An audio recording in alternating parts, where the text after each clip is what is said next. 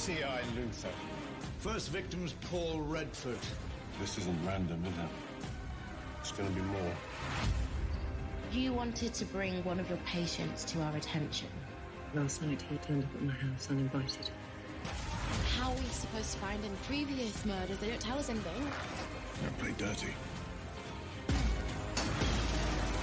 Is this normal?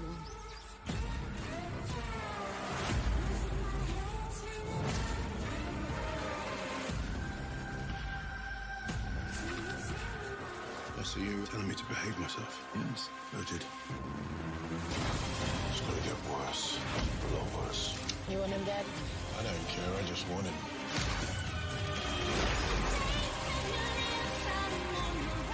Did you use me as bait? That is not what happened.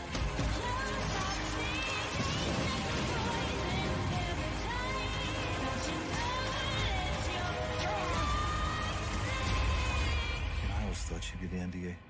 I think she'd be the end of us all. I know London. People pay a lot of money to get high. Dark, white, weed, all of that. Do you get me?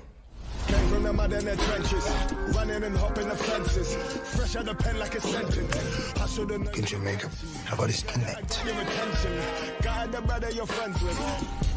If we do this, we're back on top. What are you saying? Hey, Solly's back on Summer House, you know. Guess who he was with? The Shane Hill. They shot him. They got food, you know. We're back, bro.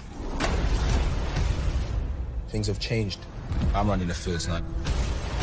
Nah. Fuck that. Ain't nobody gonna try to trouble Summer House. Jamie, yeah? Let me give you a piece of advice.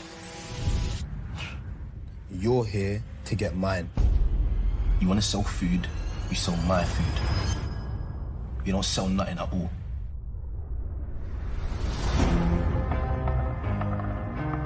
What do we know about it? He's got them two brothers, yeah? What does Jamie do? He provides for us, doesn't he? I'm so proud of you. Hey, yo. Who are me, though? Nah. Ever since we were kids, bruv. Together, running up and down these streets. Trying to get to the top. To do that, we have to get Jamie out of the way. Light him up.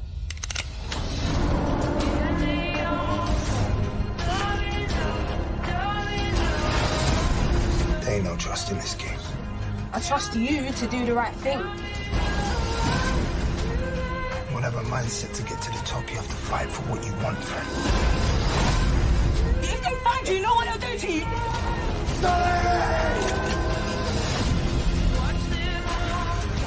The top. It's worth losing your people. Family.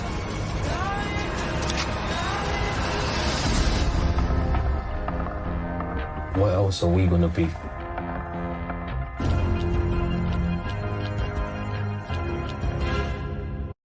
Murder, death, money, violence, betrayal, love, lust, hostage, kidnap, London, drugs, cops, feds, all types of shit. What we're talking about today, Top Boy, Netflix series, Duchesne, Sully, Jack, Driss, Mr. Bueno, Mr. Rakes, all types of crazy characters, peoples, plot lines, story arcs. A great show that anybody should watch. I don't care where you're from. I'm sure people on road don't watch this damn show though, because this is their normal life. But great show, so addicting. Shout out to my boy Cameron for putting this shit together. We talk about a lot of different themes here. Like I said, betrayal, trust. Driss is dead. Jamie's dead, even though a lot of you don't want to believe it.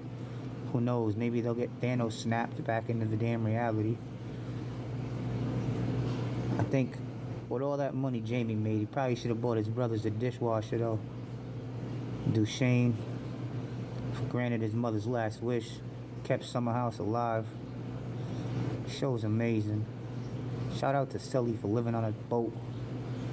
Shout out to Pebbles. Unks, I need help, Unks. Crazy show, man. I think a lot of people should just watch it. Binge watch it. By yourself. With your girl, whoever. Probably better off by yourself, though. Great show. Even if you watch Summer House, all in the beginning of it all. Modi, Kit, the Turks. So many plot lines that take hours to just get into. But you guys should definitely check out Top Boy, man. Start with season 1 and 2, Summer House. Oh, you'll be lost as shit if you don't.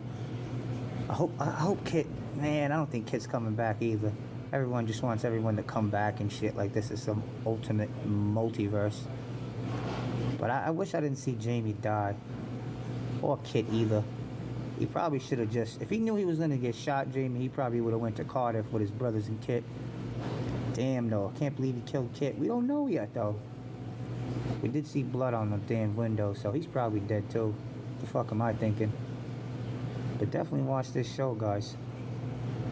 Shit, even if you don't have Netflix, man. Probably should just subscribe just for this show. It's that good. Top Boy, man. Done know the London streets from a roadman's perspective. Get at me and follow up with the rest of the podcast with my man Cameron. Peace. Oh, and don't forget, leave Curtis's Lauren alone or they'll be held to pay. And welcome to the show, newcomers. Christopher White. How you doing? I'm doing great. And Timothy Hamilton. What's up? All right. So we are here tonight we're going to talk about one of two UK crime shows. And first up for this hour, we are talking about Top Boy.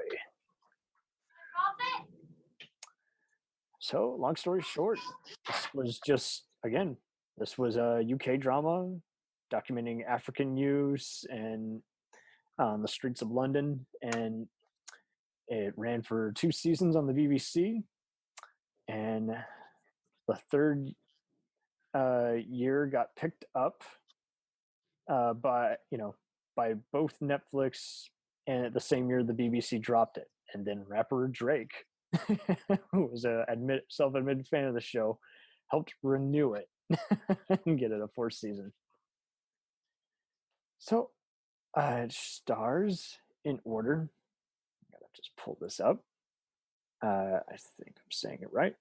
Ashley Walters, rapper Kano, Michael Ward, Little Sims, and Lisa Dewan, and later on just Ashley Thomas. So for you guys, how did you get into this show? Were you part of the Netflix generation, or did you just have pals who were like into British in crime TV? Well, for me, I stumbled onto a YouTube British crime show, and this was like in 2014, and then I really liked it because I like crime shows. So I just started searching, and then I found Top Boy that first 4 episodes from the first season, and then I got hooked ever since. And when I heard that Drake was bringing it back, it was just everything. I was ecstatic.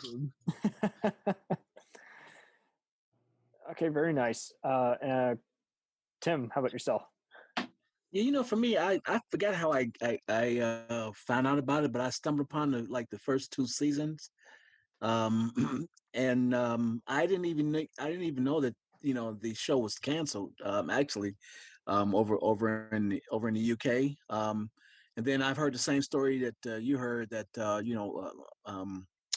Drake was a fan of the show, and he was instrumental in bringing back the 3rd and 4th seasons. Well, I guess technically the UK, when it was on UK television, I guess that was a separate. It's called Summer House, so I guess that was like a separate series. Those first 2 seasons, and then they brought it back on Netflix, which was 2 additional seasons. So from my understanding, confusing because it was like the first season was like under Summerland, so they kind of did what they did with Strike Back, where it was a, ITV British show, and then they bring it over to HBO Cinemax, and they're like, "Well, premiering season 1." I'm like, "It's technically season 2, but catch everyone up after the fact, and under a different name." So yeah, it is like you say, we're sorting through all the bullshit, alternate names. Just get a region-free DVD player. Use your online links.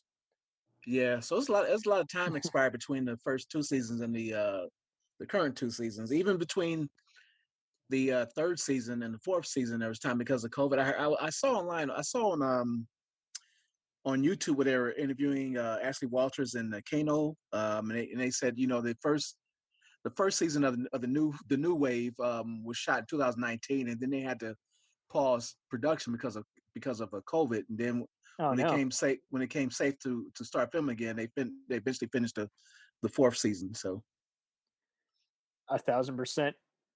So, long story short, I was going to get into this one way or the other, because whenever you go on to other sites and everything, it'll show you like everyone likes to just bullshit from Netflix. I don't do that. I value my time.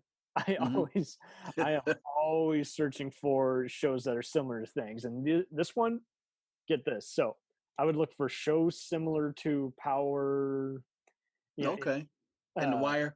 And The Wire, Sopranos, Ray Donovan, and this one, it kept coming up. And I'm like, it's in the back end.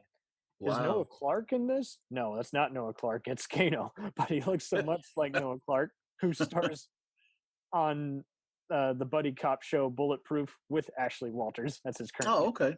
But yes, I was a fan of Ashley. I watch all kinds of cinema from every place.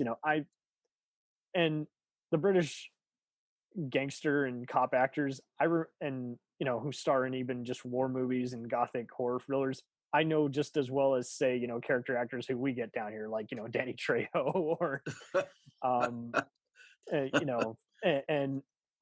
Ashley had been in a bunch of international cinema. Like, he had done a horror movie with Dennis Hopper. He had been in Get Rich or Die Trying. And I'm like, I remember he was in Get Rich or Die Trying. Yeah, he was a Jamaican guy, got shot and was in a wheelchair for a while. Yeah. And then I see him in all these other UK shows, Outcast, which is an apocalyptic sci-fi show, and just a bunch of other just occasional blockbuster movies. So for me, he was no different than all the other British actors who I'd see in a James Bond movie. It's like they've been around so long, and they're always reliable, and they're not Idris Elba, they're not Sean Bean, but they're there. And he was in this other very cool heist show, which I've been actually meaning to go back and watch on Amazon, because I remember seeing the first 2 episodes and I just couldn't keep up. I had to get out of college, and I valued getting out of school on time.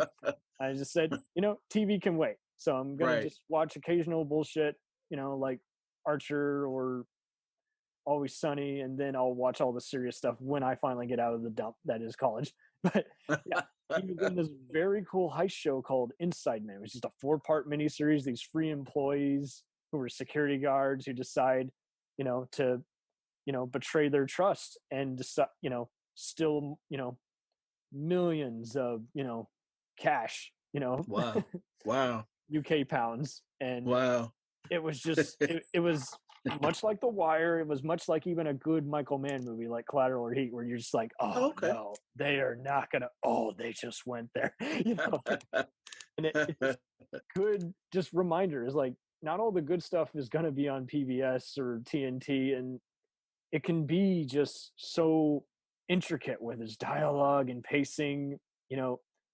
Not everything can be like The Shield or 24, where it's instantly shocking every minute, so you're always addicted.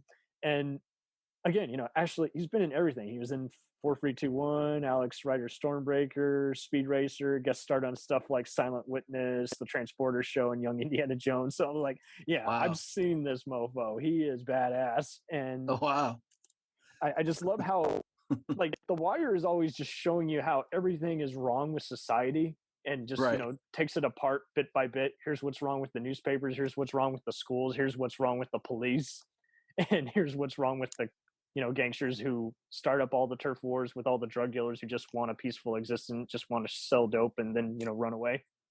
Right. And I just, so Ronan Bennett, he had done a bunch of other things. He created a similar show, about Guy Fawkes, who V for Vendetta is based off of. In Gunpowder, he had done Public Enemies. He'd co-written that script. He'd done the Hamburg Cell, which talked about the origin of the 9/11 hijackers. Wow. What was going through their head before they got from point A to point B. And, by the time they get to America, that's where it ends. And he'd done also the UK Iraq war invasion from the British side called 10 Days of War. Okay. So again, he's kind of just a docudrama kind of guy. Okay. He just does all this fast-paced stuff that anyone could do, but that's his niche. And then hires a bunch of these other guys from London and Jamaica to just kind of chime in and just, characterize the dialogue. Tyrone Richard and Daniel West are also, credited for doing the dialogue and subplots. So I was with it. Because like I say, The Wire, that was my jam in college, and I couldn't talk enough about it. Everyone else had seen Oz and Sopranos and Sons of Anarchy. I'm like, yeah, but The Wire's like anti-TV. Like, and it still to this day infuriates me when I'm like, it did not win any awards because I don't know. It must have offended the corporations. And there's a show like The Wire. It's not like The Wire in the sense of in the hood and stuff like that, and how like breaks stuff down. But another show is Oz. Have you guys seen that? Yeah, I just mentioned that. Yeah, I haven't seen Oz. Yeah, that's a prison one, right? Aren't they in prison or something? Okay, it's an experimental prison, and it's so funny. Each time anyone mentions it, I'll get a few people who go, "Oh, so it's like Prison Break." I'm like, no, Prison Break is escapism. This is a gritty man. I guarantee you, I can't even describe. Like literally, it's just basically what you would think would be in prison when you're in prison. Literally, what that show's about. That, and they even show the politics behind that. How prisons refuse to rehabilitate them. The prisoners start doing revenge games with each other, and it's good. So good.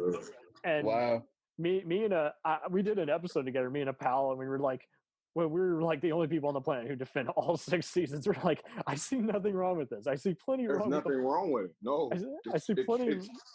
That's how shows should be. Like, be real. Like, be so real.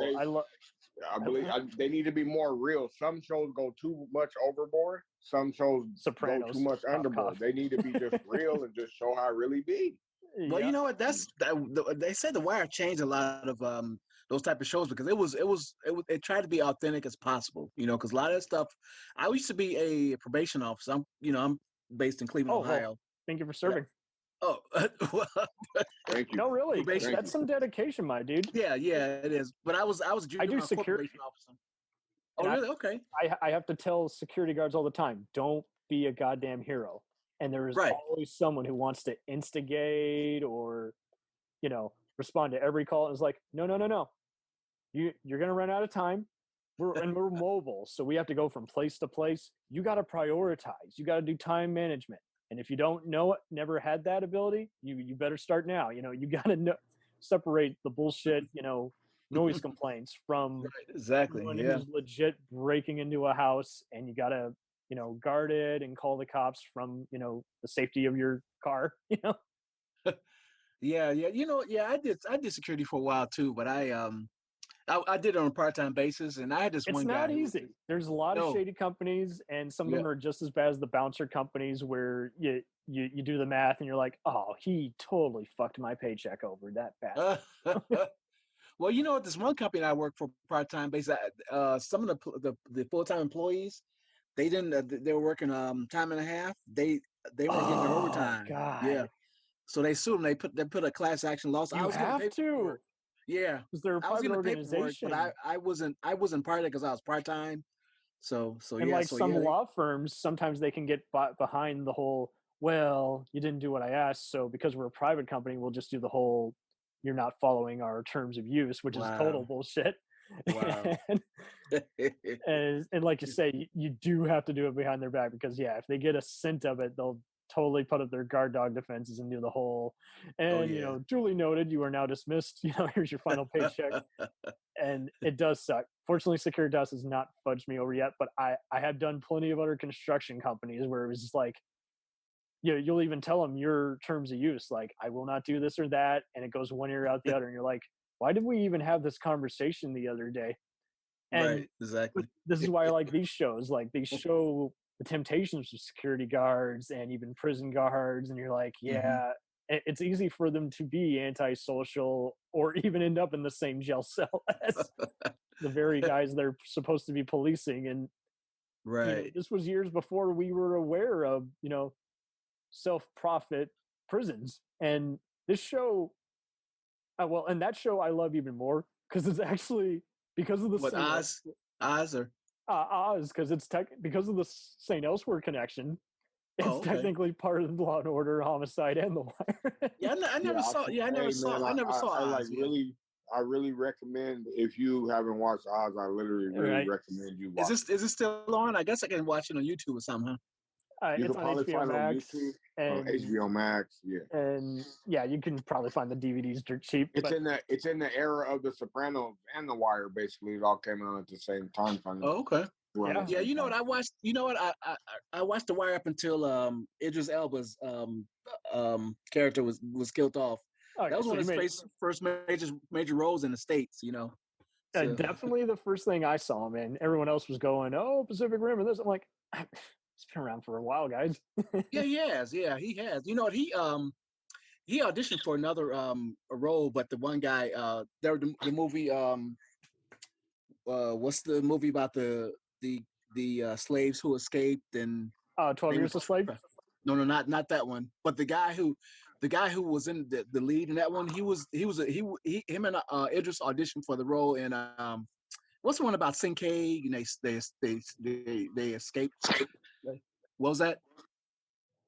I'm trying to think. Man, what was that movie? What other movie? So where Chiwetel Ejiofor plays? That was his first major role in the States. He was in that movie, and him and Idris auditioned for that movie. I mean, auditioned for that role, and Chiwetel got it. I'm trying to think. So that was one of his first major roles. I can't think of because I would see his name on everything, and by the time I was getting to stuff like, you know, Serenity, that was probably the first one I got through. But I'm like, but I've seen this guy in a bunch of these other award-winning films. Was it She Hate Me, the extortion movie by Spike Lee? No, it wasn't that one. Oh, Amistad. Amistad, yeah. Wow, yes. I can think of it. Man. Great movie. But that was his first. Idris said that was his first role. He auditioned for in the States, and Chiwetel got it. Damn, Spielberg should have given him that shot. But you know what? I could see Idris in that role, but you never could really think about it either, because there's one of the major like things like that I've heard was, and it's like being said, but Will Smith was supposed to be Neo, but he chose to I heard that too. Wild Wild West. I heard and too. Like, I could not picture him being Neo, but you just never know because we've seen the movie already. And he kind of had his shot when he was doing the Men in Black sequels and iRobot, where he was doing a lot of that same kind of slow motion fighting. Yeah, I got one for you. I know we're getting off on a tangent slightly, but I got one for you. No, it's all good. I'll tie it together. I got one for you guys. You know, Sylvester Stallone was supposed to do Beverly Hills Cop. Yeah, you guys. And Eddie Murphy. He disagreed, and that's why he took his ideas that were rejected and made that schlock that was Cobra. You know. Yeah.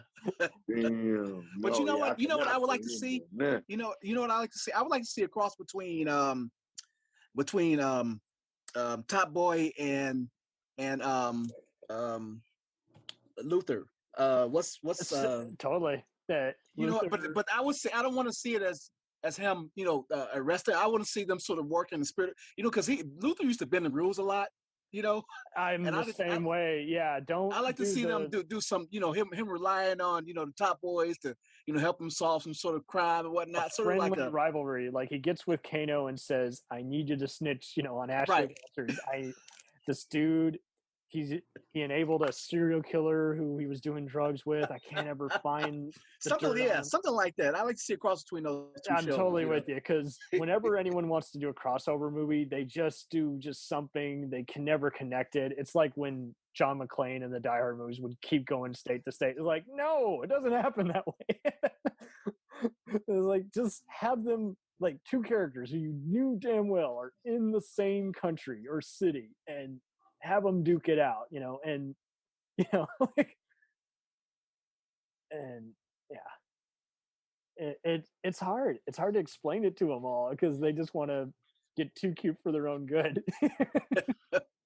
But yeah, it's like Luther could be solving the case, and it could be like Den of Thieves, or like you say, just The Wire or Heat, where it's like there's various people being each other's puppets, and they don't even realize it, and it's all interconnected, and we the audience dig it because we're trying to outpredict the filmmakers who have set up this thing. And I'm with you though, on casting does make a difference, and I really hate it when someone suggests a movie and basically all you remember is the good acting, but the rest is very bland.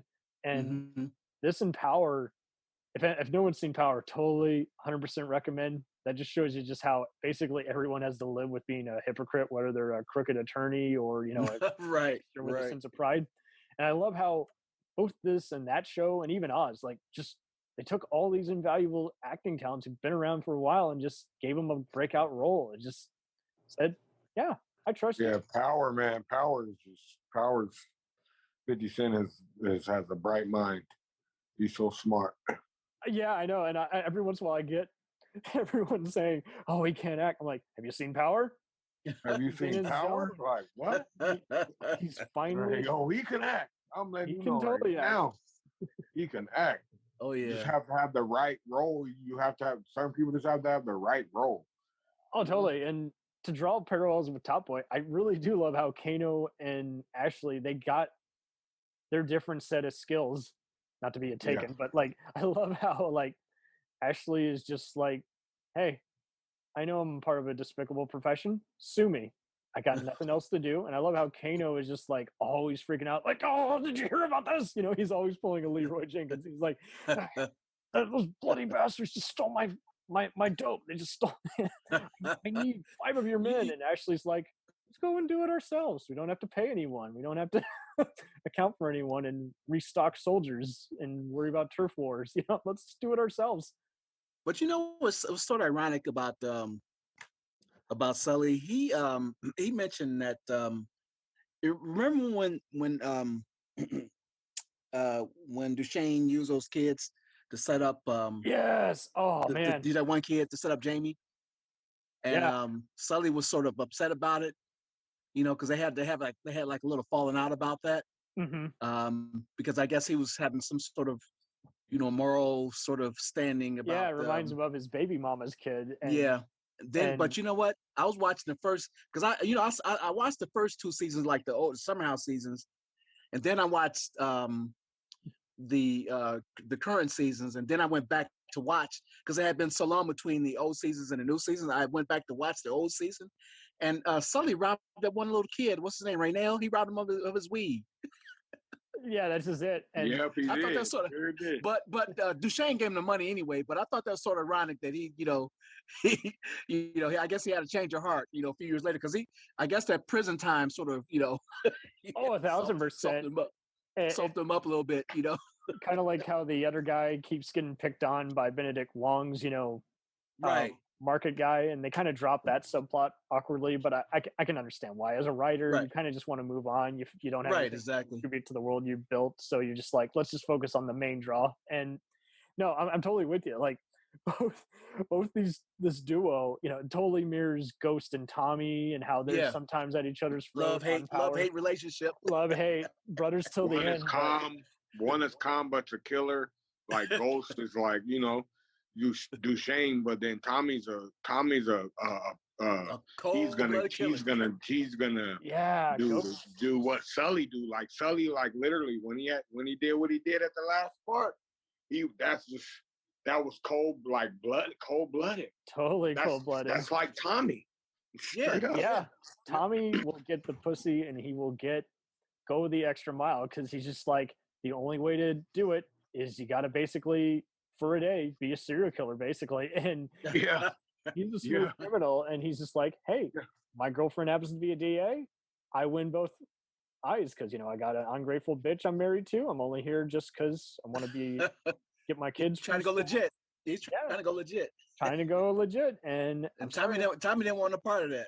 I'm sorry. I would probably do the same thing. I hate it. That's exact. And when you think about it, that's exactly what Sully said. We, the audience, like, I'm like, what do you think you're trying to retard? What did he say? He mentioned, didn't he say something about what else we going to do or something like that? It's just like they do. All of them.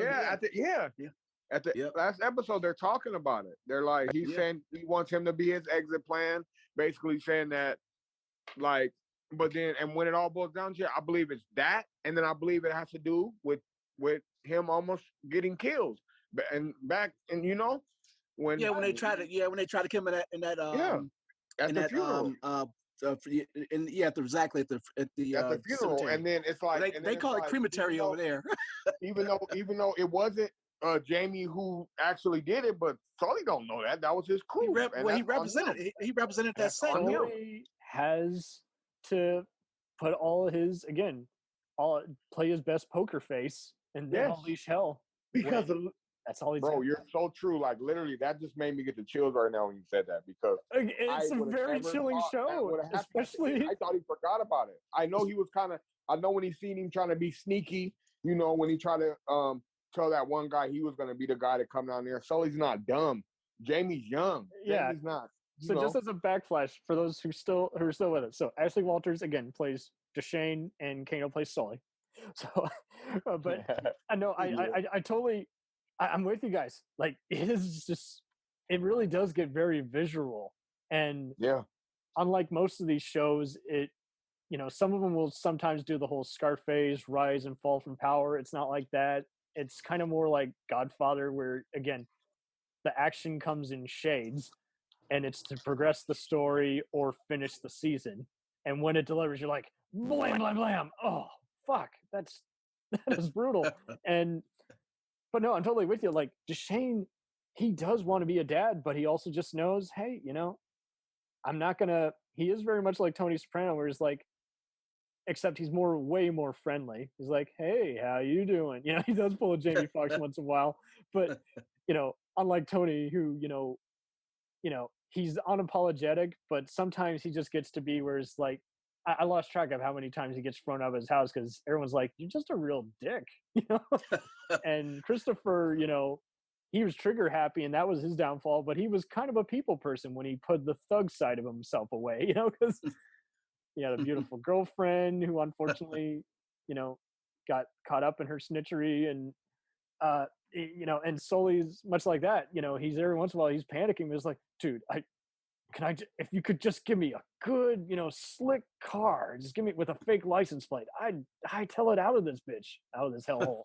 And unfortunately, Duchesne does like to take advantage of him, and he catches on, but he also knows he has to go along with it. And then, like you say, again, the kid's death in season 2 just really, he never stops. They don't show us him daydreaming about it, but he's like, that could have been me. I was there once. I was jumping fences, avoiding both the cops and the gangsters who wanted me dead. So I gotta get out of here. And it just really hits it on better because I've seen other British shows and some of them will take their sweet time, kind of try and emulate American shows and just not make good use of time. And I think both this and even like Line of Duty, I totally recommend that show too.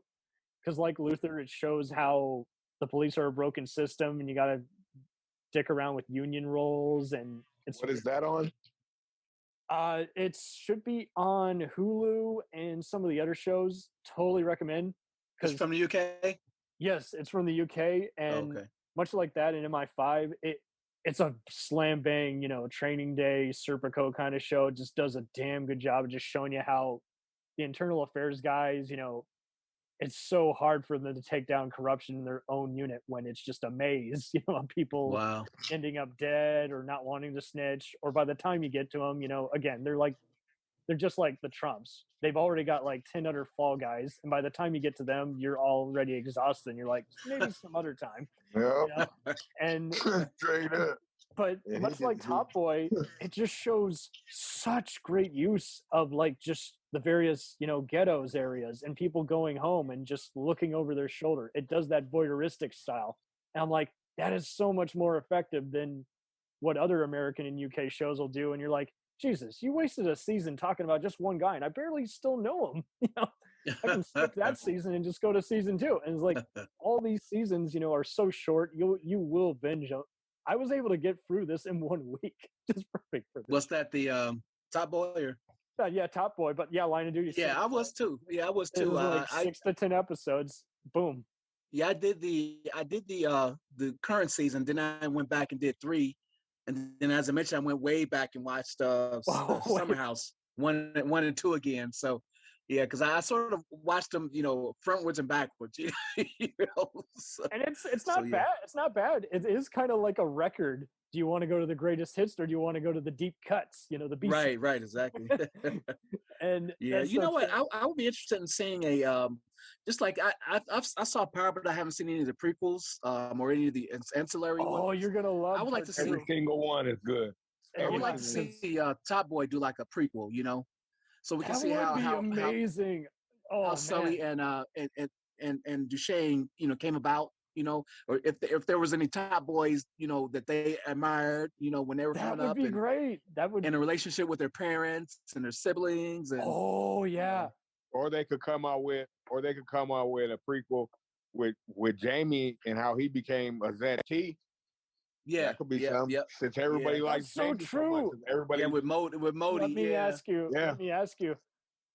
So with Duchesne, Ashley's character, doesn't he make like a few remarks like that he didn't have a father figure and he was always beating up like his mother's?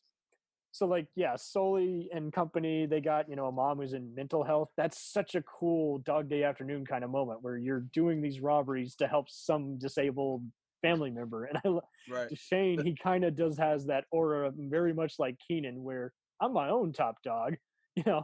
My mom, told me to be tough. So I did. I literally murdered all the bullies growing up.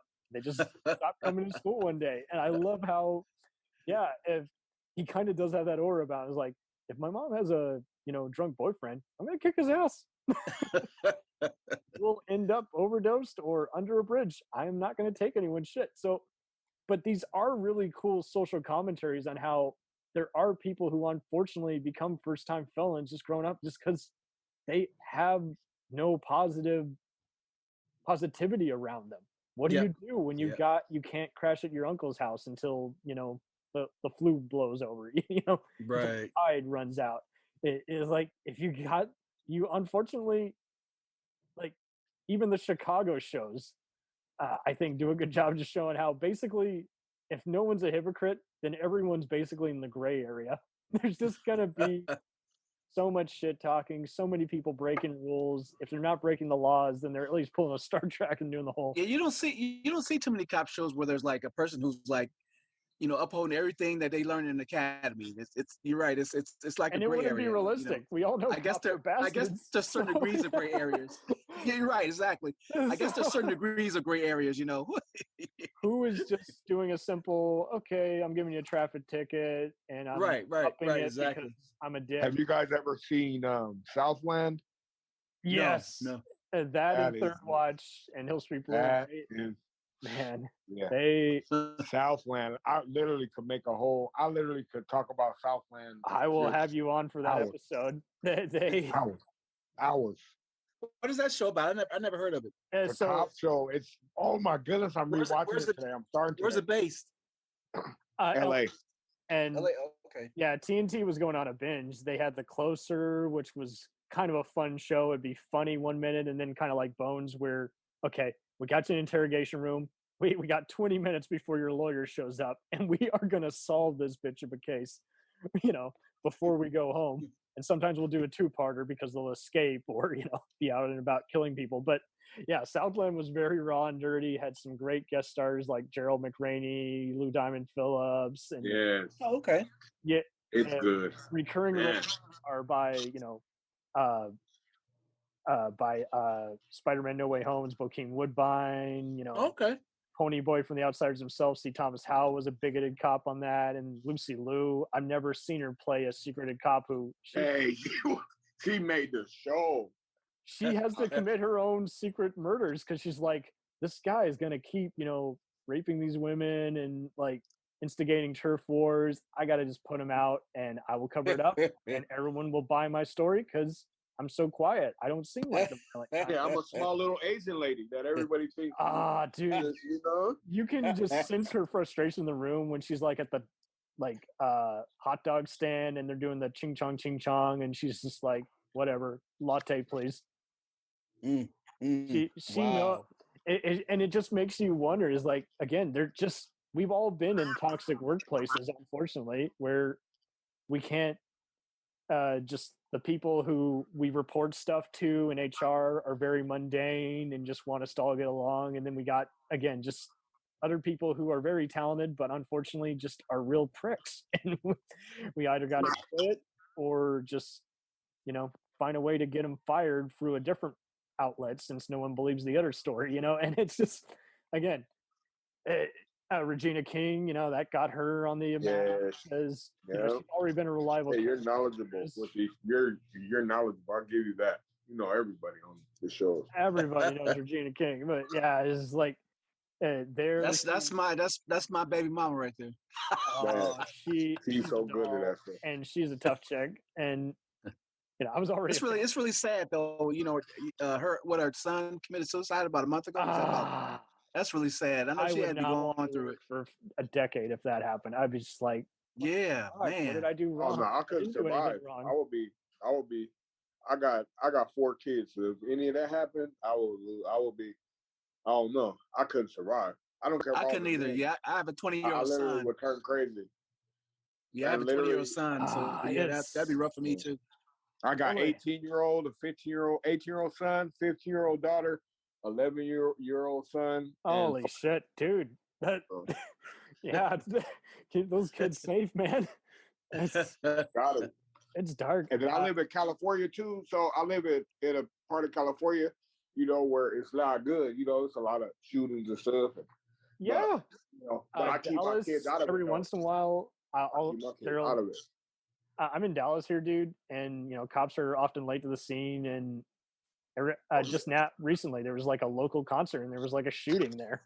Wow! And with a bunch of people injured, and I'm like, I'm so glad I didn't go to that. But it's like, what the fuck? This still happened during COVID and everything. What's going on here? Wow, and man, I don't have any kids or anything, or a relationship. But if anything were to happen to any of my cousins, I really would be devastated because.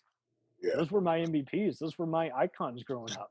Those were the other kids who, they weren't my brothers or sisters, but in a way I was a little closer to them. Like they were my brothers. They were my sisters. And I'm like, if anything happens to you, God damn, I'm tearing up just thinking about it because like those. They were my icons. I've lost 4 cousins and a grandma and a grandfather and two friends, one that was a friend and one was a best friend. So I've been through it. Exactly. And I've been through it. And it's great when you got cousins who can do stuff that you want to applaud them even more because they can do stuff that, you can't do. Like I got one who's just a smart scientist, another guy who's a paramedic. I look up to them because for all their faults, they really are just selfless people. They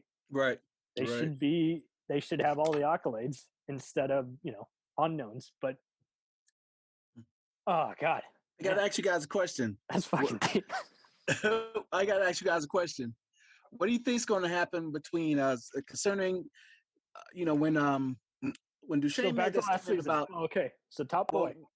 Yeah, well, when Duchesne made that comment about Jamie being their retirement plan. Oh, and, yeah. Oh man! And Sully said, "Well, you know, I disagree. Something along the lines. I disagree." And he went ahead and popped him. What do you think is going to relation? How is their relationship going to be in the next season? Season 5. What do you guys going to think? Let's sort of speculate. I think season 5. I literally think it's going to be bad between them. Yeah. They basically said it's the last season, so I think it's going to be like it's just going to be them against each other. I can't wait. So too. I can't wait at all because I just know it's going to be great. And yeah, because Duchesne personally recruited Jamie, you know, and that was a lot when he set him up.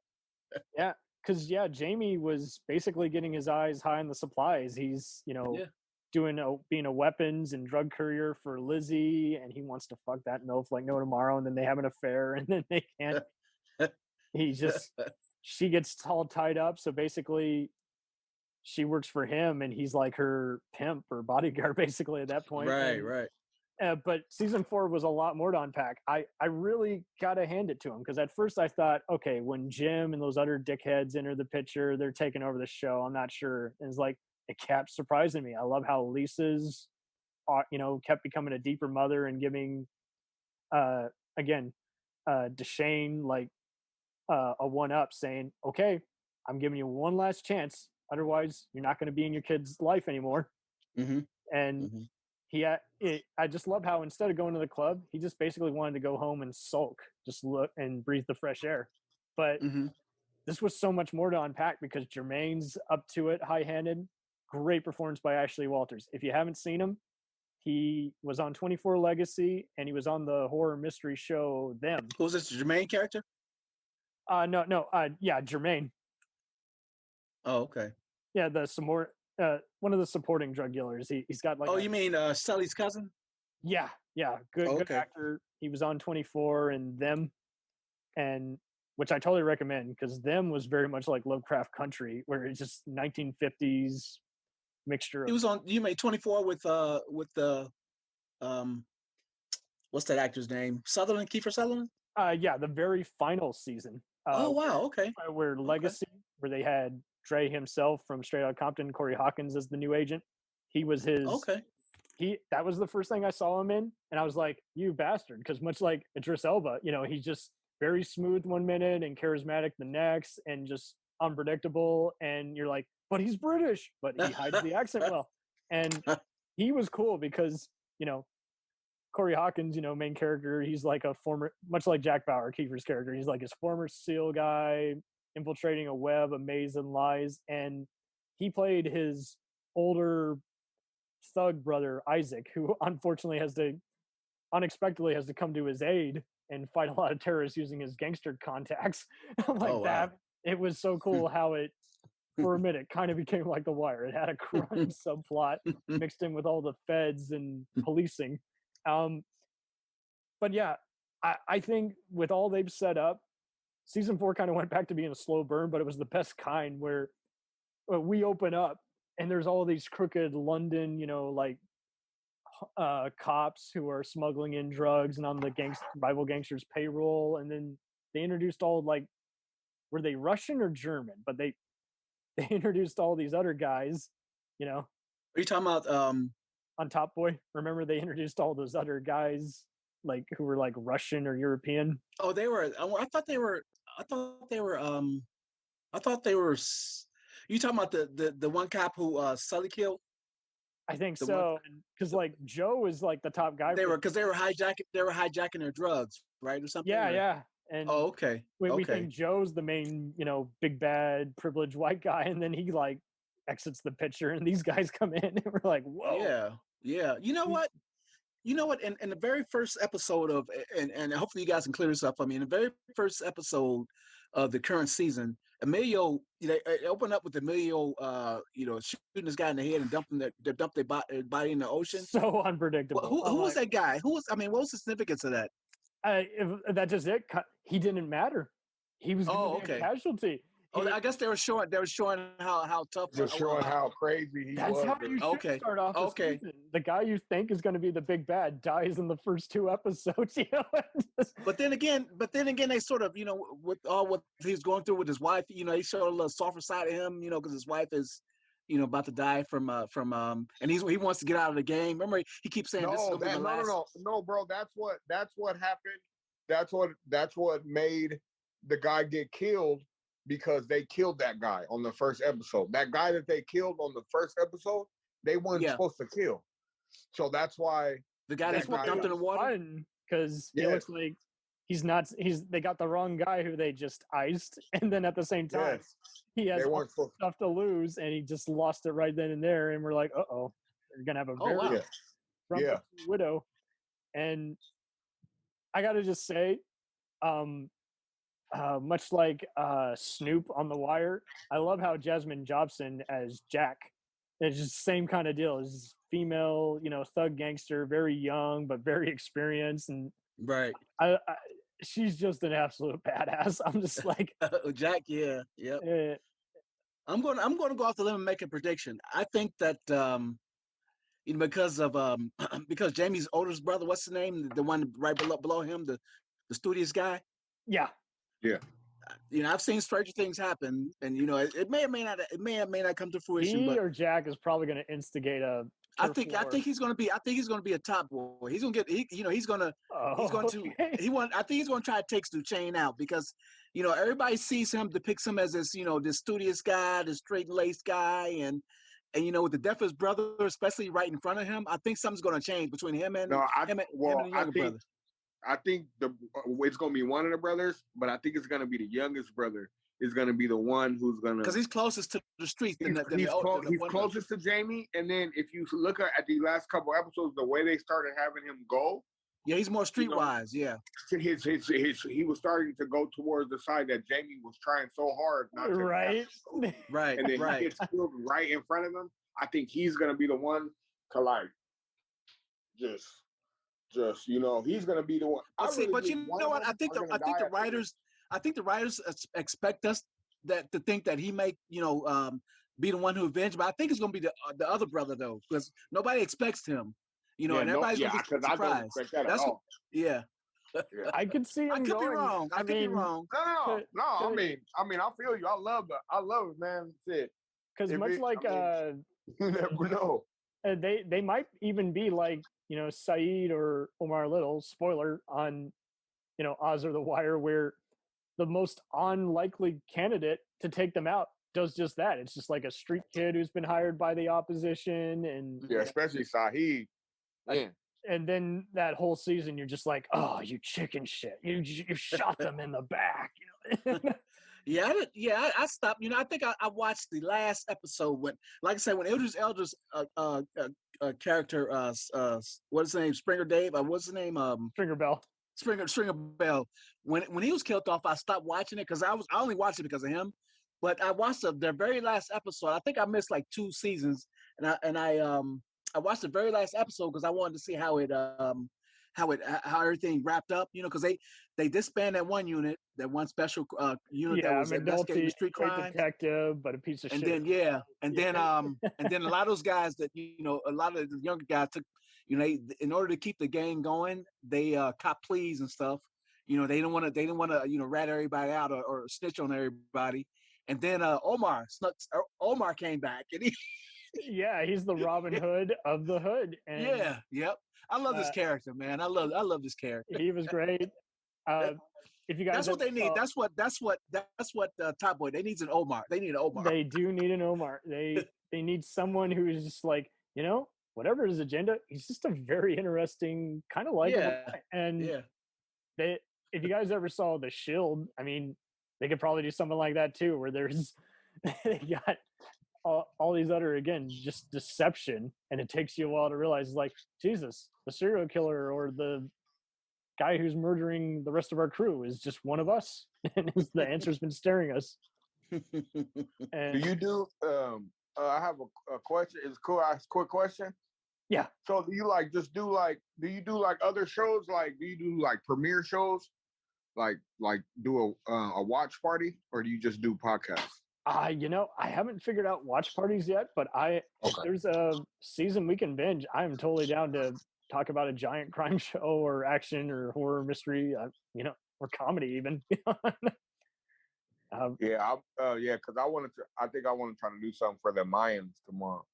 Oh, nice. I still have to get through that, but I'll do my damnedest. I will definitely try to finish. New season starts tomorrow, and it's. Oh, really? Yeah. Nice. I've been waiting. Because Sons is like top 3 TV show for me ever. So. And you know that's wild. It took me a while to realize that's in the same universe as The Shield. Yeah. Because they use some of the same gangs, the 49. It is. It's crazy, and that show is just so it's good. It's good. There's so many shows back in the day that's so good. It's like I just hope newer shows nowadays just kind of take some of the stuff from back in the day and like put it in these shows because that's what they do. Yeah, that's what they do. What's that old saying? There's nothing new under the sun. They do a lot of that. And we've had fun going through a lot of the older shows that you can either watch on third-party sites or on Hulu. We did one that was on The Practice. We did one on New York Undercover, and obviously with all the Law and Orders, we'll definitely do one of the new ones. I'm very. I never knew. Like the 2 shows I'm rewatching right now is Breakout Kings, and then I'm nice. Man. I would love to do another Breakout Kings. Breakout Kings. But my favorite show of all time, I'm rewatching it right now, is Burn Notice. Yes, and we had a fun visit of that on how it just was a fun escapade. Yeah, I swear it's like there will never be a show like that. Like literally, and the most unlikeliest of people I've seen watch it. Like I've seen people who aren't really into gangster or spy shows watch that show. They love it. Yeah. It's a dad show. It's a guy show. Yeah. It's strangely enough, it's kind of like Chuck. It's crazy. Out of all the shows we're talking about, like Top Boy, Oz, The Wire, like all these shows, like my favorite show is Burn Notice. So if you haven't watched it, man, that's the 2 shows I recommend you to watch for me will be Southland and Burn Notice, man. Burn Notice? Where's Burn Notice based? It's like it's Miami. basically Miami. It's Miami, and it's basically a guy. He was a spy, and they burn him basically. And he's so funny. Like they like take his money. They ban him from everything. He worked for the CIA, so he's like a ghost now, and he's trying to figure out why. All the guest stars. It's not just that, but every show there's a job he does. It's basically like every certain shows or every show there's something. Like it's one of them type shows. Like every show he does a job. Yeah, his job not about the main story. There's some jobs that kind of like weave into it, but it's basically every episode has 2 stories to it, and it's like so perfectly woven in to where it's like it's never boring. Literally, the guest stars are really fun. Watch a show, you could put it on and watch it all day and won't be bored. Like literally. The guest stars are all fun because it's like, oh, that guy from that one sitcom or that other crime show in a campy role. And I love how Weston's ex-boss, it takes everyone to realize this, and only certain people get this joke when I make it. I'm like, you realize his ex-boss, who's kind of still wants to help him, but unfortunately we'll have to bring him in, is Professor Slater from Community. And I love Dr. Cox from freaking Scrubs is like a recurring bad guy throughout the whole run. It's good, man.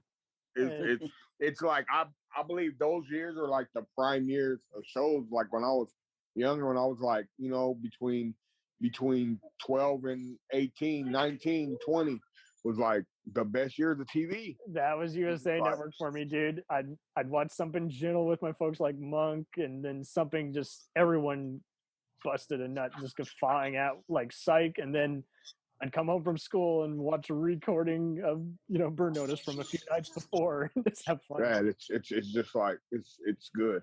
It's prime. It's like they'll never.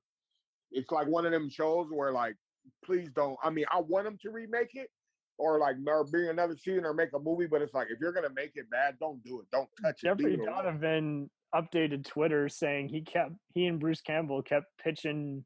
From Evil Dead fame, just kept pitching the idea for the movie, and they're like, Fox is interested, even though it made a ton of money and ratings and DVDs. Man, literally, if they came out with I promise you, if they came out with a Burn Notice, it's money that movie would sell. It's so many. It's like a cult following, basically. Yeah, even the Sam Axe TV movie was so funny. So that is on my completion lists. I want the 24 Jack Bauer movie to come out. I want that extra season of Prison Break they keep hinting at to come out. And yes, I would like a Burn Notice wrap up reunion movie. That would just be fun. I would really like. And Top Boy, if Top Boy wants to go to the movies, let's do it. Let's have. Well, they're supposed to be making a movie out of Luther, so I've heard that. I've never seen Luther. I've never. Oh man, you got to see that. Yeah, I've never seen Luther. Let's hit each other back and do a Luther special. Never seen Luther. Luther is good, man. Luther's really good. It's sort of dark. It's a little bit more dark than. See, and look, I started watching it back in the day, like 2014 or 2000. I don't know. It was back. It was on again, off again. Yeah. So I started watching it, and then I kind of didn't get it, but I think I was younger then. It's some shows that's crazy. Back in the day, I didn't watch, but like now I try, and they're like real good. I like them though. Yeah. I'm about to check it it's out. Such a shame because like the stuff that we come to appreciate just comes out at the worst time. And yeah, with that one, it was a matter of just, I definitely will have you guys back. We'll do a Luther part. Well, they had it because Idris is such a big star. They had to film it around his schedule, Yeah, he got basically booked for 5 years, and you're like, yeah, we need you to come back and do, just do 4 episodes. Come on. Yeah, man. When they have like certain shows, I'm starting to notice, like if the show's such a big hit and the person is such a big star, the shows start to like spread out. Like there was this big thing because you know how like it was big like when that show Euphoria was out. I seen everybody like watching it. I've never seen it, but it was like super big. And Zendaya, she's a good actress, like straight up. Like I seen her in Malcolm and Marie, and the Spider-Man movie. She's a good actress. And now they're saying that I've seen that it's going to be 3 years till they make the next season because she has so much stuff to do. Yeah, it's between 2 and 3 years for the next season because she has so much stuff to do that she can't do it. But they're not going to stop the show. Now, just imagine how big it was. It was like literally, I've never seen a show be so big on all the social medias when it was out. Like every day, the show would come out. My timeline on everything will and be we've come a long way story. Since Stranger Things, Walking Dead, or Game of Thrones, where you can tell what everyone's watching because they post their spoilers on their wall the next day. So it's pretty much down to that. Is like just don't go on social media that week. Yeah, I don't be going on social media like literally. I work, so I'm not gonna get to see the Mayans. So I just I'm gonna watch it when I get home, and it's I watch the FBI shows, and someone spoiled someone's death, and I'm like, God damn it, it happened again. Or like when you scrolling down and you kind of see if they're talking about it, you try to scroll up fast and you still see it with your eyes. Basically, here's the thing: I knew the actor was leaving, and who was replacing them, so they had that built up hype. I was like, I'm cool with the replacement. I'm cool with that. I've come to like them. I'm sure they'll end it pretty well. But then it really got to me because basically the person had changed their Twitter name for that week. I'm like, no. Damn. Taking it. Yeah. The actor's name. The media ain't no joke. I'm like, damn it. Now I guess at least I wait to binge watch these shows so I can do 3 of them back to back and have the story progress even better. Yep. Wow. Oh God. Yeah. No, this has been a joy. So where would you guys, before I let you go, where would you guys rank this show in terms of just gangster shows? Like, is it the Godfather of crime TV, or is it neck to neck with Power or The Wire, or is it even better than either of those? I think it's making some progress. I was in the on the Facebook page we got there was this one lady from UK who was I guess she was upset that people were comparing Power with Top Boy, and she was saying something about I saw that you did. She was saying something about that Power is just so it's all about money and glamorous, and they're saying something about how it doesn't go in depth about the relationships like Top Boy does, and and she was saying that for the most part Top Boy, I guess they're street level criminals as opposed to she clearly fast forwarded through that. These she made it seem like Ghost was a CEO of a Fortune 500 company compared to. She didn't even watch it. Right, exactly. Compared to he owns a nightclub. Duchesne. So and the guy trying to take it from him is a Forbes number 2. Me, I probably put it in my. It's probably right now. Wait till the new season, but right now it's number 3 in my top 5. Okay, badass. In top 5, I got Snowfall number 1 and Power number 2. So. Nice. Yeah, I don't have anything. I mean, the Wire. I didn't finish watching the Wire. I mean, I really like the Wire because it's a real gritty show, and it sort of depicts reality because it not only talked about the street level drug dealers, but talked about corruption within the police force. They're all taking the drug money. Yeah, exactly. And it wasn't glamorized. It wasn't glamorized at all. So I don't know. I think. Pardon. I think like The Wire and like Oz, I think those are like, and Sopranos and stuff, those are like to their own. Like, I really believe we can't even put like Top Boy and even shows like Power and Snowfall, even in those categories, because I just believe those shows are just they're perfect. You know? Okay, Top Boy, fair enough. I'm just up there, but it just, there's some stuff where it's just like, I feel like the one thing in this season where I feel like they shouldn't have did was the thing with Lauren and that dude. It's just like, I feel like that could have been put to something else, Like, yeah, could have been more about them. Well, I guess they did that because you know how Lauren was making these really bad decisions. I guess they made that seem as though that was like the ultimate bad decision for her. Getting in that type of abusive relationship, because that was abusive. No matter how you slice it, that was an abusive relationship. Yeah. So I guess it was like the mess up front. Right, exactly. So yeah, but one of the things that I would like to see them sort of. I mean, did we know? I know you guys got to go in a minute, but did we know how Sully actually went to prison? Yeah, at the end of Summer House, he got caught. Yeah, remember? But did they show him getting caught? I don't recall them. Yeah. No, they didn't. It's like it's kind of brief. Like he's in the area and you hear some cop cars, but you don't actually see him get tossed in the cell. Because I saw that. I recall at the end of Summer House. All I recall is that one guy getting dumped off by the Albanians. He was. Yeah. He's coming here to meet him, and next thing you know, his contact is like, "Go, go, go!" Yeah, he's warning them, and he dumps him off head first onto a car, and you're like, "Oh fuck!" Yeah.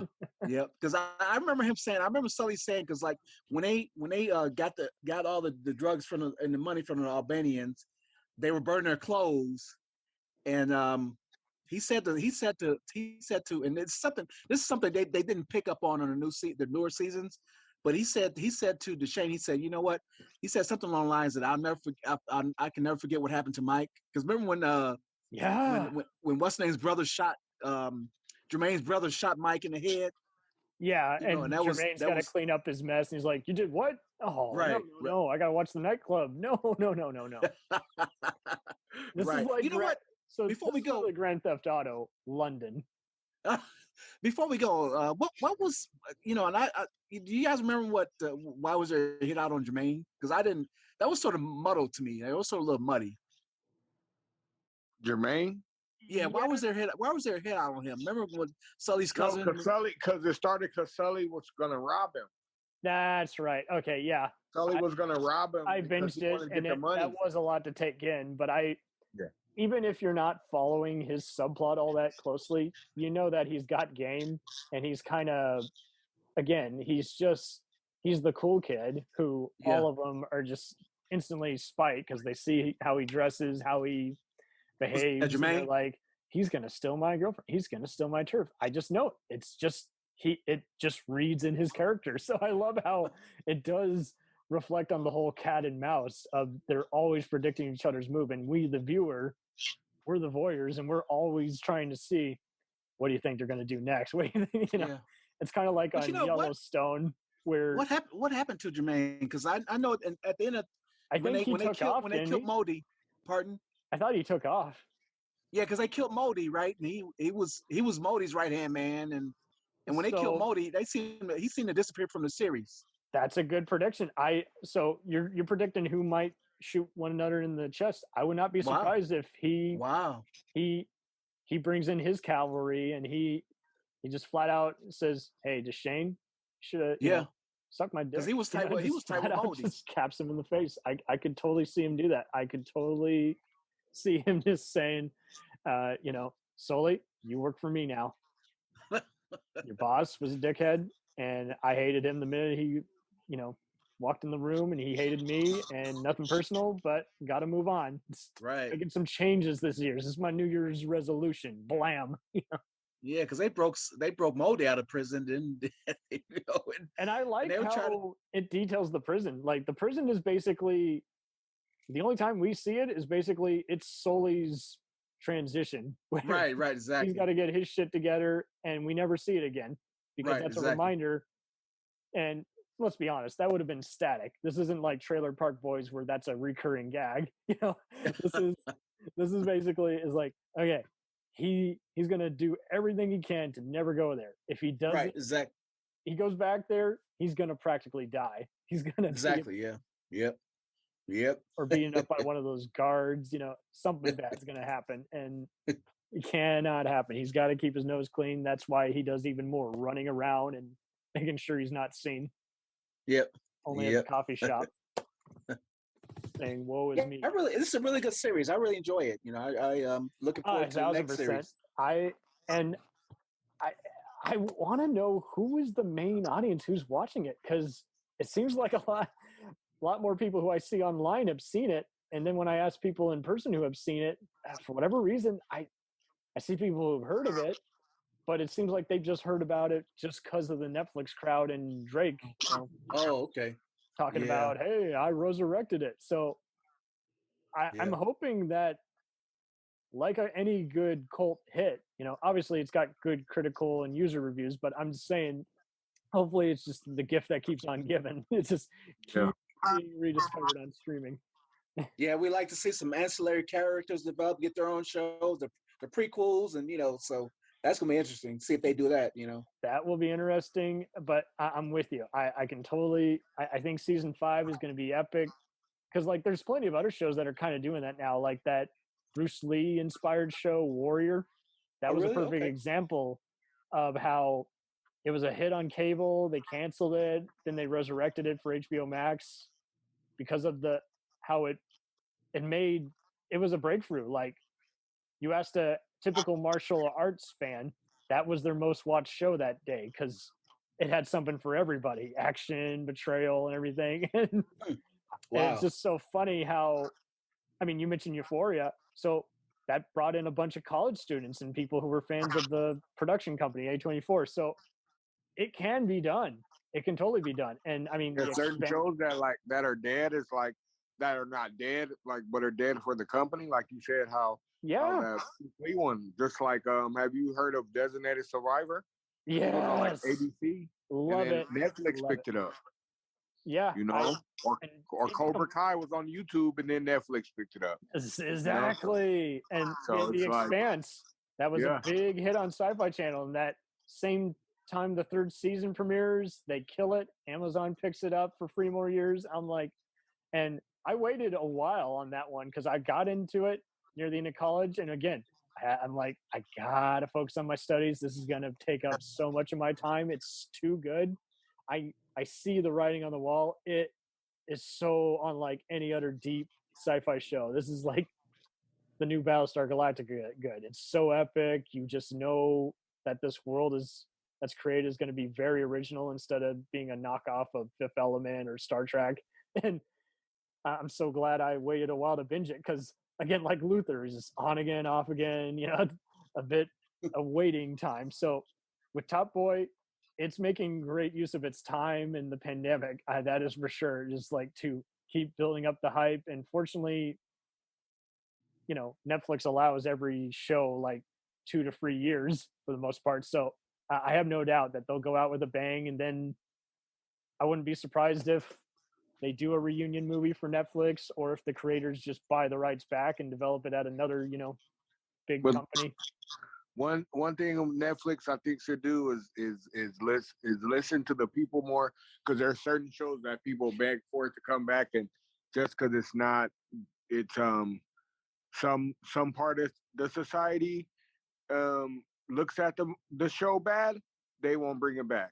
And they kill their net worth if they like start becoming if like Fox there's a or show NBC. called there's a show called Messiah that was so good, and they should have brought it back, but it's just, I believe, like, networks should not pander to what anybody feels just because I feel one way or just because this person feels one way about anything. Politics, the way life, the way you feel. They should still put the movies out because everybody's different.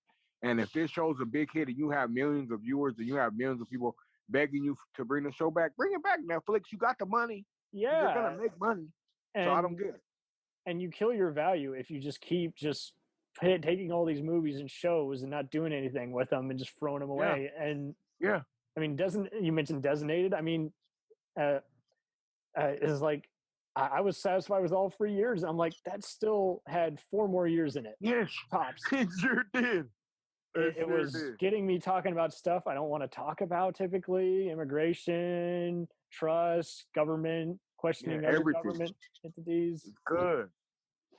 I even would jokingly call it the FBI agent Nikita and President Jack Bauer show. Yeah. So, I mean, and Messiah is a good example of, is like, I wasn't crazy about it, but I was surprised it didn't go 2-3 more years, because like, hey, there was one show I was surprised that went a lot of seasons, and I like literally thought, because of what type of show it was, and kind of like how Messiah was Homeland, because Homeland was, I don't know if you guys seen that, but I've seen it all. Yeah. It's purely like literally what the world does in the Middle East. Purely, I know exactly, like pure, like that show is, and it went on for so many seasons, and I'm shocked like that it went on that many seasons. I'm shocked that they didn't stop it. That and Ray Donovan, it's like they had a giant audience, but like you say, I didn't see too many ads, so I was glad that I waited to the very end to get into it, because it's just like, and yeah, I asked the average person on both shows, on Donovan and on rare occasions even Power, but yeah, especially with Homeland, they're like, yeah, I lost track of it after seasons 3 or 4. I'm like, for real? Oh, I kept raising the bar.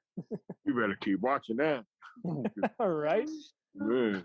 And if you want to talk about the best fight scenes on that crazy show, I will do it. Yeah. And the way she was is just like, Carrie was so like bipolar. It was literally like what a woman could literally be if they literally wanted to get whatever they wanted. Yes. Like literally. And she wasn't even that, like, and like when you look at her, like for me, like if I looked at her on the street, like she wasn't, she pretty, but she not like, oh my God, like certain girls could just walk in the room.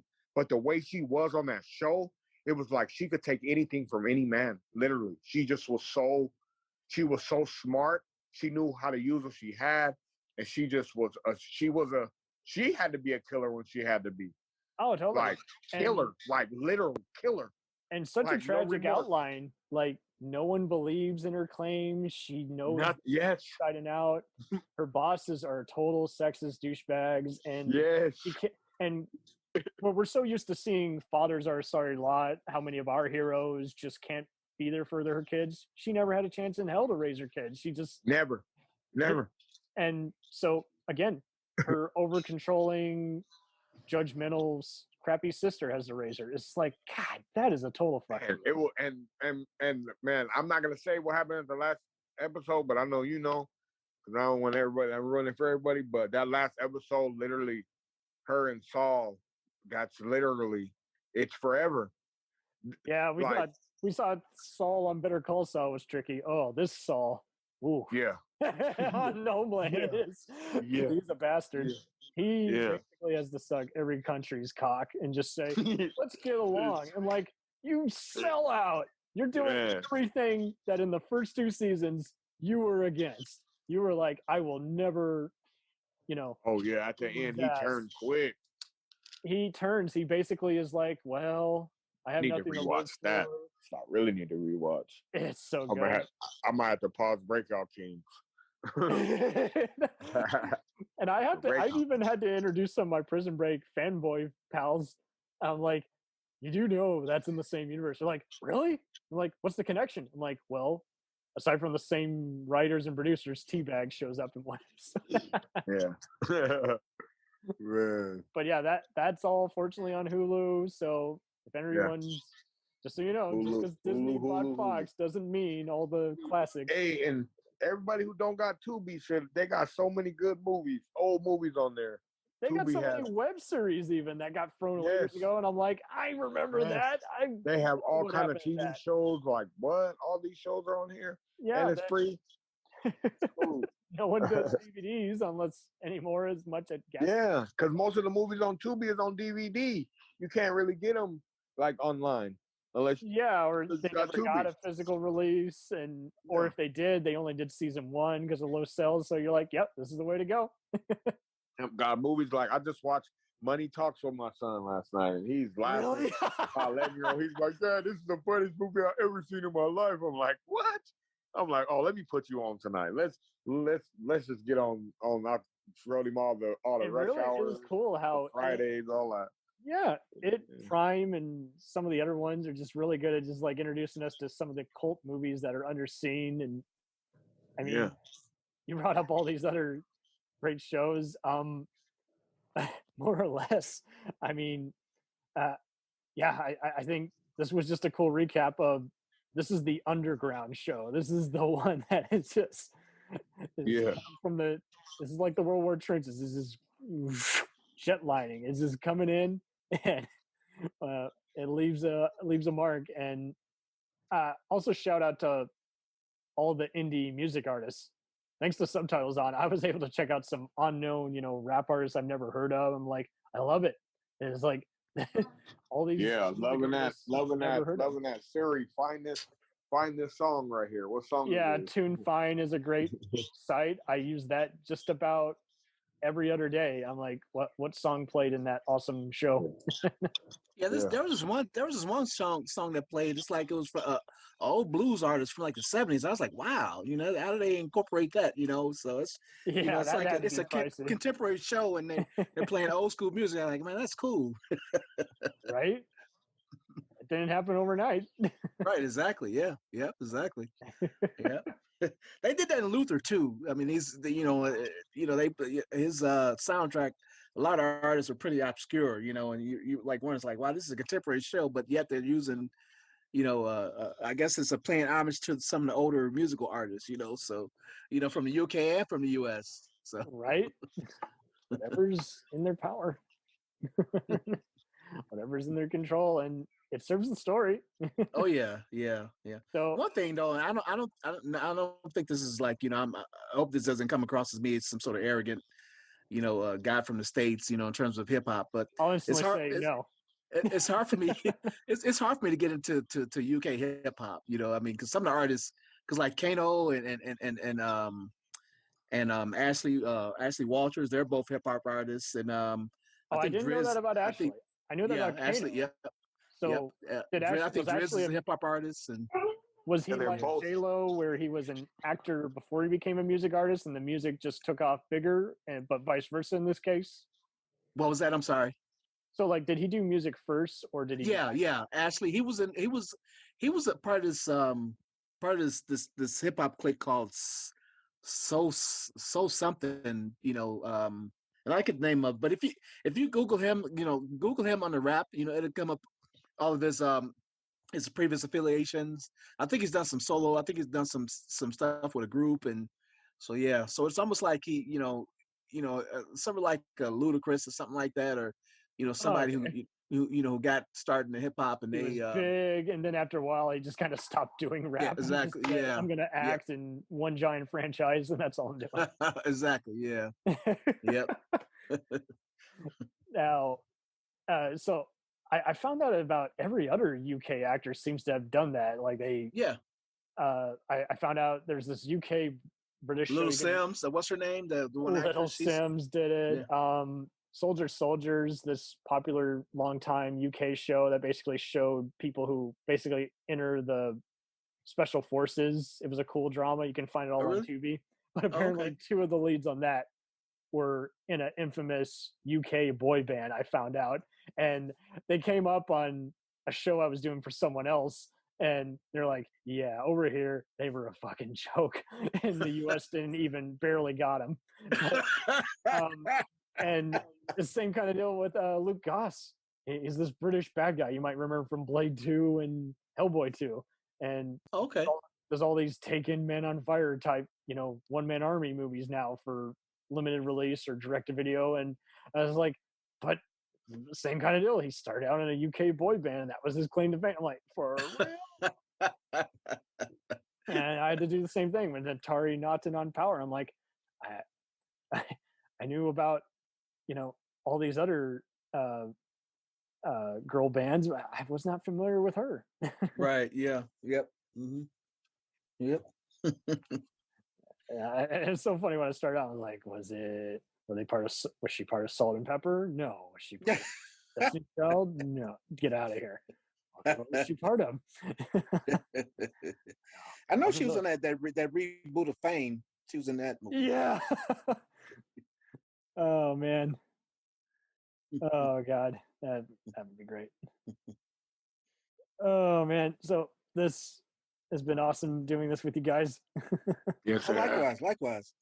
Yeah, let us know if you're gonna do it again, so. Oh, totally. Yeah, let me know whenever. I'm ready. I'll give you some cool topics. We can even do like the best fight scenes on some of these awesome badass shows. Yeah. Down. We'll return after these messages. Do you ever find yourself thinking about who would win in a fight between Goku and Superman? Hi, I'm James Gavsey, and on the Who Would Win show, me and my co-host Ray ignore anything important happening in the outside world and debate fictional battles between characters from comics, movies, and video games. We got a new show every week, and almost always am I the winner. Yeah, not true, Ray. In the past, we've discussed such matches as Captain America versus Darth Vader, Solid Snake versus the Iron Giant, classic matchups like RoboCop versus Terminator, and even the Muppets versus Sesame Street. That one was crazy. So if you're a fan of geek culture and love a spirited debate, check out the Who Would Win show wherever you get your podcasts, or check us out at whowouldwinshow.com.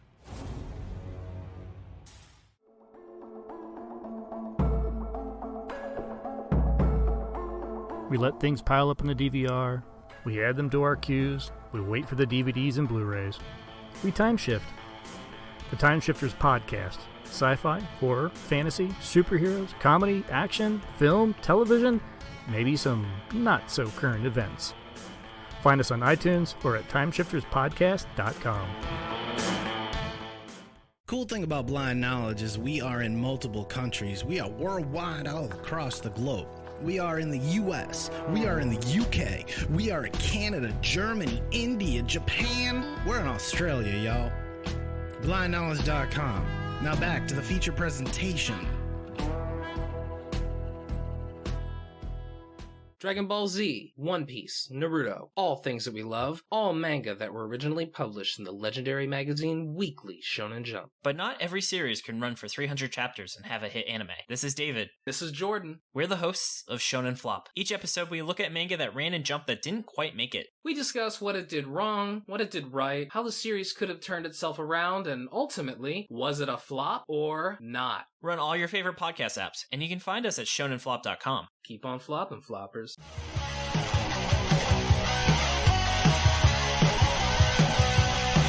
Follow us on the web on Facebook, Twitter, and Instagram. The podcast is available on Podbean, Spotify, iHeartRadio, Anchor, Apple, and anywhere else podcasts are available. Feel free to review our show and leave comments on any of those sites. Thanks a million for listening. It's a jacked up